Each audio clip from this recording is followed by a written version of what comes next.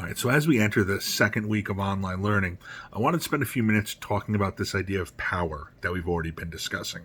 So in Friday's video, I asked you the question, why do we remember men who made big changes? And a couple of you had some very interesting answers. So let's take a look.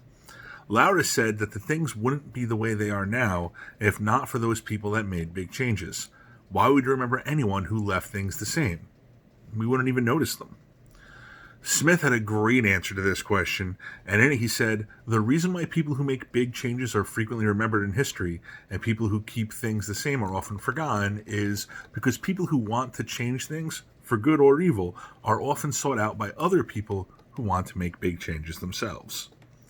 And Alexis said, we don't just remember the big change, we remember how much they had to do to make that change. And that's where we're at with Genghis Khan. We ended our story at the point where Temujin had united the hordes and became Genghis Khan. But it wasn't that makes us remember him in history. It was what he did with that power once he had it.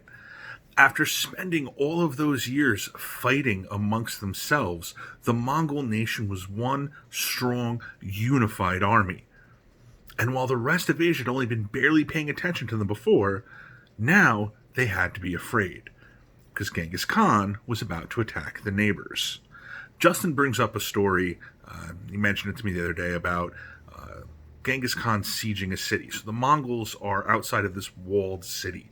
And in Mongolia, they didn't have these walled cities. They would run around from tents to tents and village to village. They never had this defensive structure of a wall. When they're attacking cities in other Asian kingdoms, they're encountering these heavily fortified cities. It's almost like the castles that we talked about a few months ago. And the Mongols can't find a way to breach these walls, but they've got the place surrounded and outnumbered. So what they say is, hey, we'll leave you alone if you surrender and just give us like all of your cats and like your birds. Just give us your cats and birds, and we're going to leave and we'll go home. That's all we really wanted. We came all this way for your cats and birds.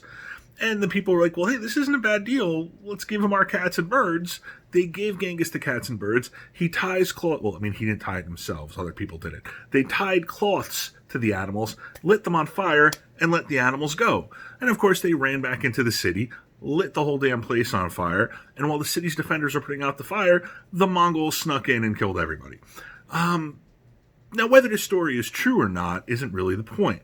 The point is, the Mongols really quickly figured out how to invade walled cities, and they started to do so with frightening frequency. By the time Genghis Khan died in 1227, his kingdom stretched from parts of Eastern Europe to southern Russia and throughout most of Central Asia. It was enormous, and when he died, the Mongol Empire didn't end, because that's what Genghis Khan's power was all about. He made something that would last.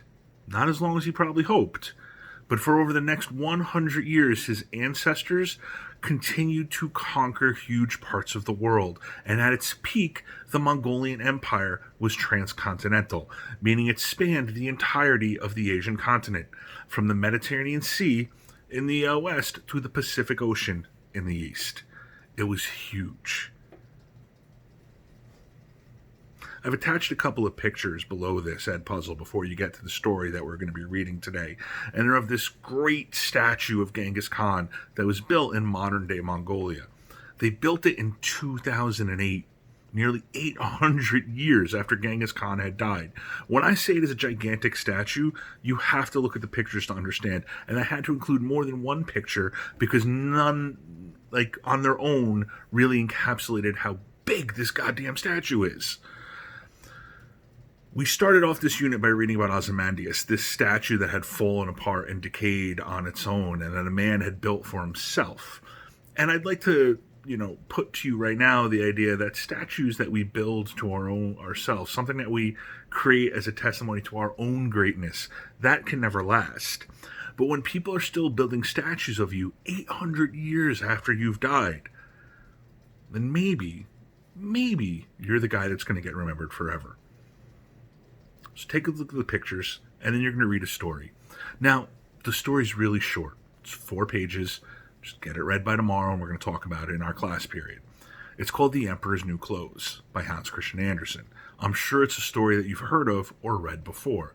But now, as teenagers, I want you to read this children's story again and look at it from a very different perspective. I'm not so concerned about what's happening in the story. I'm concerned about what roles power plays in the story. So read this 4-page story by Hans Christian Andersen, take some notes for yourself, all about how power plays a role in the story. Who has power? How do they use their power? And how does power get used on them? Take a look. I'll be in the Zoom meeting room for the entirety of today's class from 10 o'clock to 11:20 if you need me. And if you need me after that, shoot me a text. Thanks.